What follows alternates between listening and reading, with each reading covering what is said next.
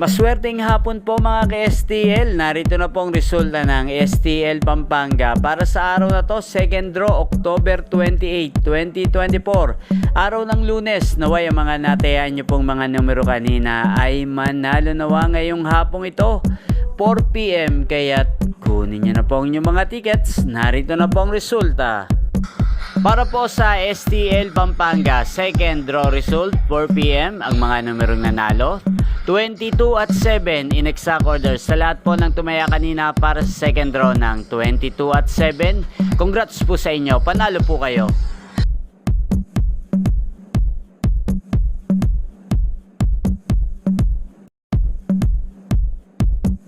Congrats po sa lahat ng mga nanalo. Maraming salamat po sa panonood nyo sa aking channel, Roderick Hernandez TV. Huwag pong kalimutang mag-subscribe. Thank you for watching.